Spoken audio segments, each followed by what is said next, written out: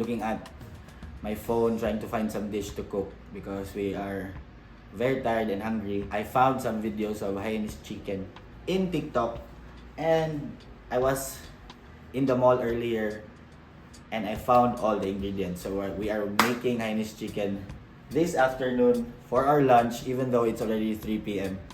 So join me today on making this dish, and let's go.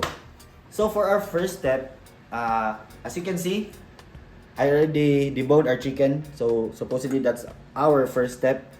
I haven't thrown out the bones because we are going to use it later.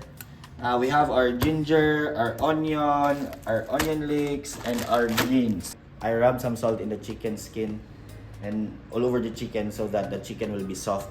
It is marinating for a couple of minutes already so that our chicken is ready. Next is we are going to chop our ginger and leeks. So our first step is we are going to add our bones. Then we have to add our chicken, and also we are going to add our onion leeks,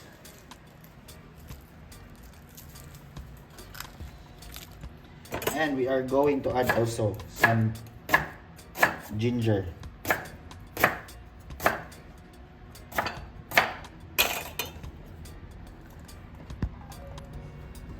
We are also adding a little bit of soy sauce.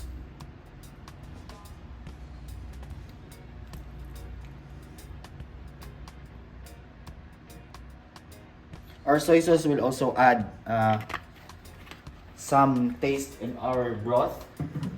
And after that, we are only gonna add water.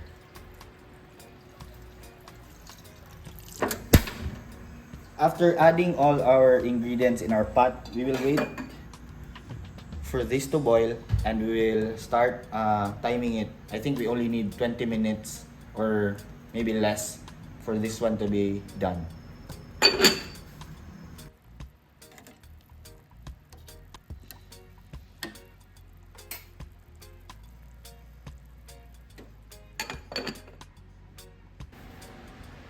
I forgot to mention earlier that we also need our garlic for our rice to be complete. Now I am going to prepare all the ingredients that we need to include with our rice. So I am just going to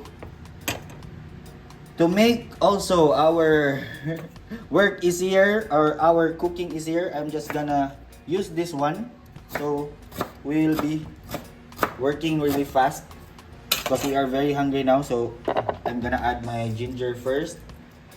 Next will be our onion.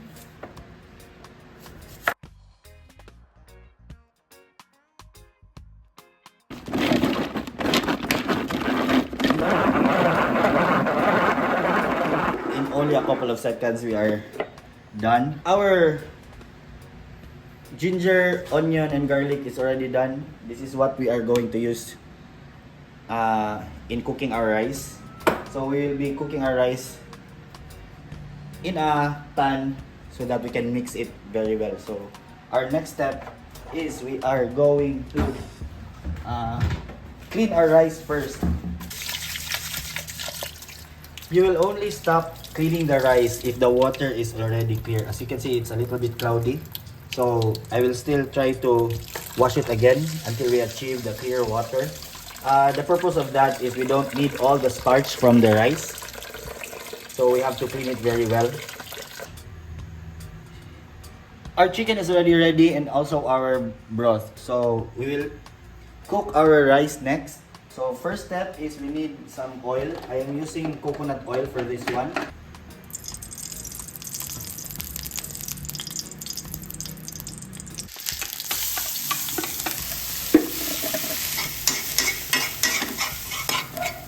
Our ingredients is all ready, our onion, our garlic, and our ginger. So we will add our rice next.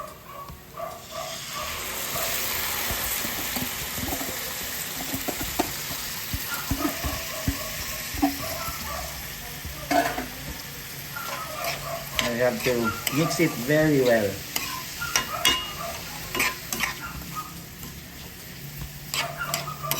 After mixing our rice, we have to add the broth from the chicken to our rice mixture. The good thing about this dish is you are using everything. You're not wasting anything from the chicken because the meat is being used and also the bones are being used. After that, we will be waiting for our rice to be cooked and we will prepare all our sauce after. Our greens today is our petchay. I am just only gonna blanch it for a couple of minutes. I'm already preparing the ingredients of our sauce. For our first sauce, we only need minced ginger, and also I am also adding the hard part of our shallots.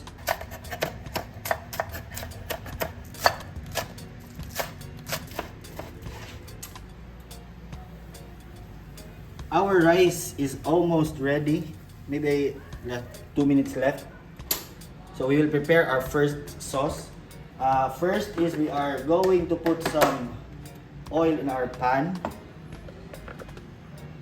Supposedly on this sauce, you are only going to pour hot oil on this ingredients. But for me, I like to cook our mixture. For this sauce, you only need to cook our spices for only 1 minute.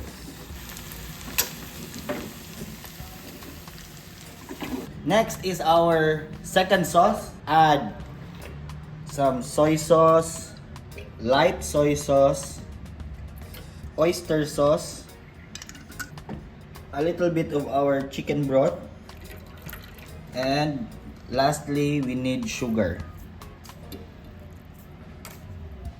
We have to mix it very well.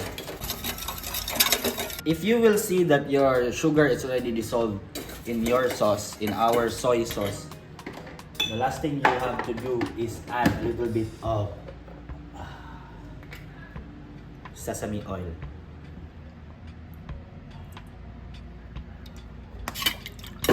And our next step will be we'll be plating our dish now because everything is ready. First is we are going to add some garlic flakes in our rice.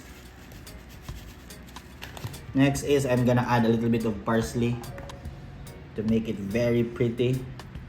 Next is we are going to add our greens on the side, also known as our petchay. And next is our chicken.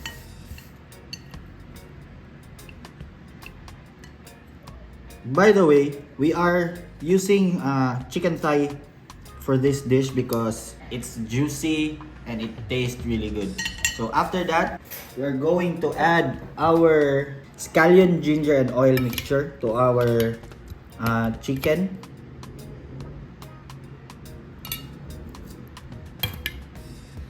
And after that is our sweet soy mixture.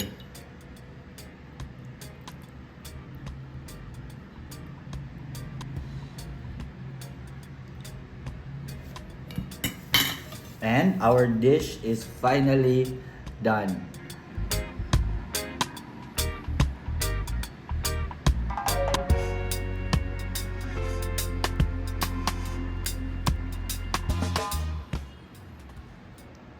Now it's time to taste our Hainanese chicken rice.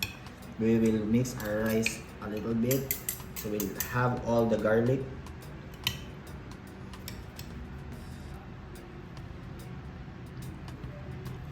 The chicken is very tender. If you can only hear it, our greens are still very crunchy. Our rice tastes very good because we use the chicken broth, so it incorporates everything very well. If you want to cook something that is fast and very tasty, Hainanese chicken rice is the best option for you. It only took me 30 minutes to build this one and it tastes really good. Thank you so much again for joining me on another episode of Jandee's Kitchen. This is a very random video. I hope all of you learned something from this video, and I'm gonna see you next time. Peace and love, everyone. Let's eat.